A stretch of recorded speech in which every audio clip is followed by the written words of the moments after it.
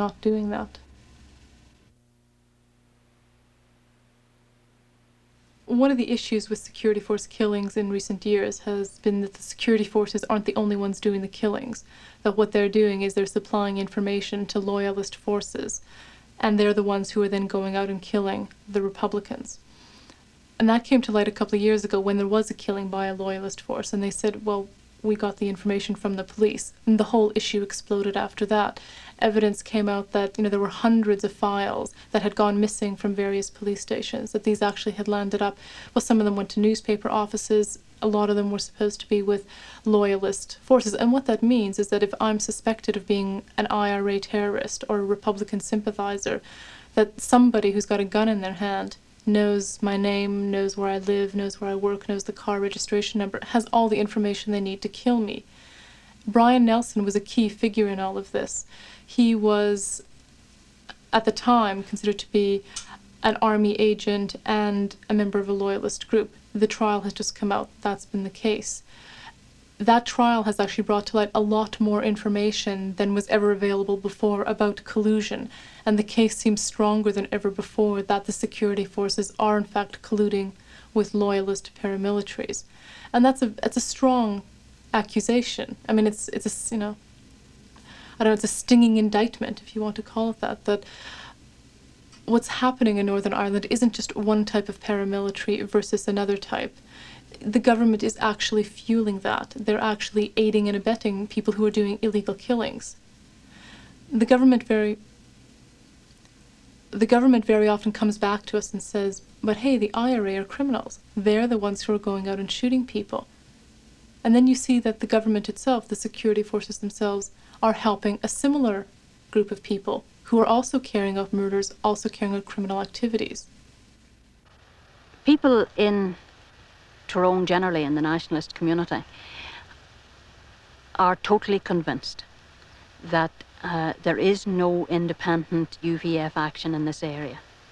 They'd be totally convinced that all loyalist attacks in this area are organised by elements within the RUC and UDR, and that from time to time, when the political need requires it, they would also be authorised at some level within the British establishment itself. But nobody in the nationalist community here, whether they'd be Republicans, Social Democrats or whatever, would believe other than that the attacks on the nationalist community here are not random attacks. They're attacks very carefully thought out and initiated from within the security forces itself. That's not to say I believe every police officer is a member of the UVF, but they have no way of knowing which of them are and which of them aren't, so they wouldn't tell any of them anything. For that reason, people have no confidence then in, as far as they're concerned, the people who organise the attack on a village like Kappa coming in then to inquire who did it.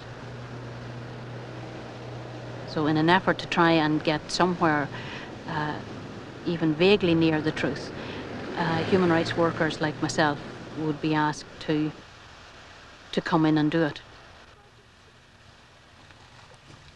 The actual shooting at Kappa,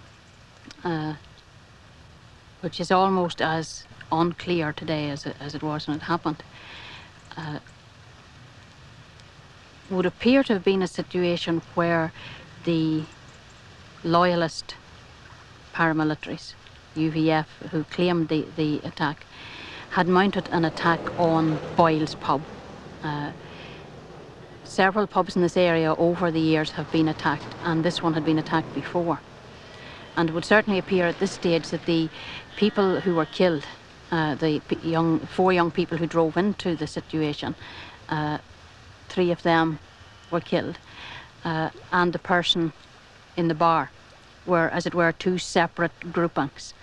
The attack was on the bar, and the kids who were killed had the misfortune to literally drive right in on the scene of the shooting.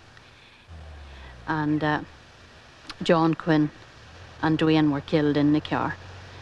A young Malcolm, he got out of it, but was killed some short distance from it and fell over a wall almost like this one here, just short on one side and very steep on the other.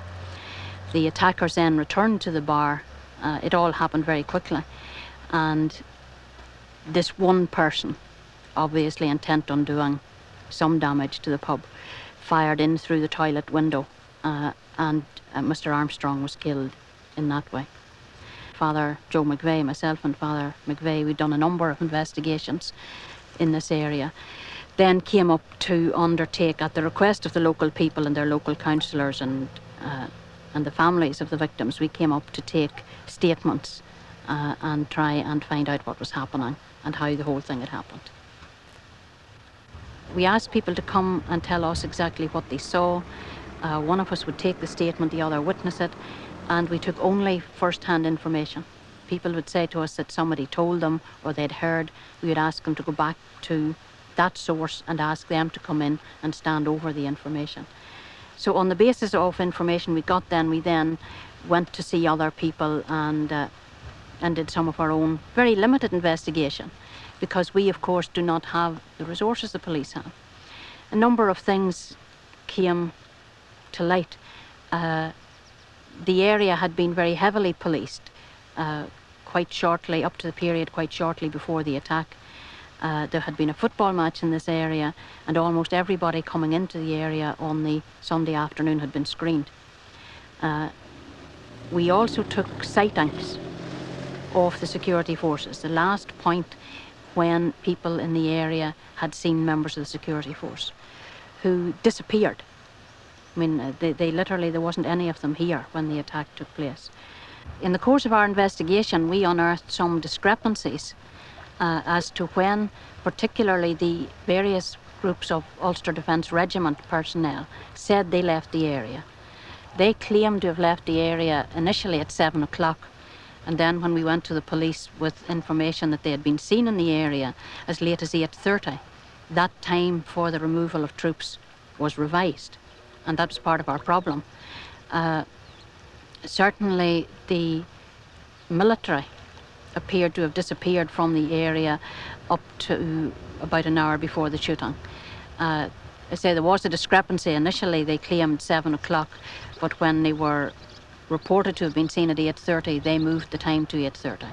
So we at that point refused to inform the police of any further evidence we had, but we did have statements from several witnesses who saw police, not police but military in the area at 9 o'clock, and the shooting took place about 11.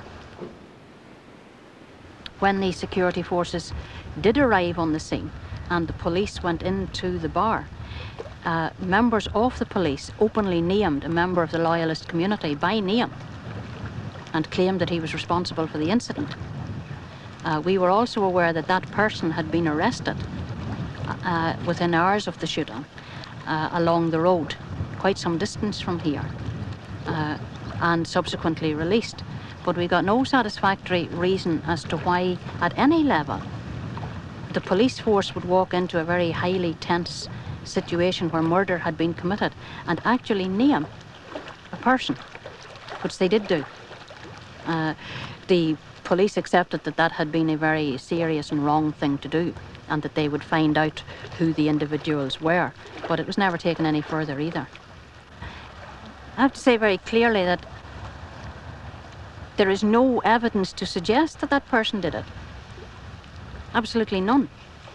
But the idea in this area that people knew who did it came from the fact that the police, the night of the shooting, simply walked in, and what they said was, "Oh yes, I see," and they named this man, "has been here." And then others came in and said, "Oh yes, that's your man's work." And he was consistently and repeatedly named.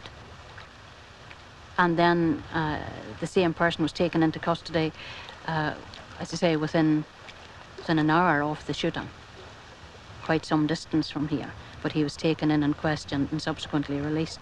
So that the Quinn family and others, in keeping with the pattern of killings here, except they took the word of the police, since they believe they're the people who send him in. They said it was his work. Well, since they pay him, they would be the people who would know. That would have been the attitude of the family.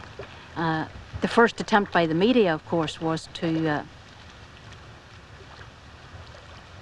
basically to take the UVF statement at its face, that there was some form.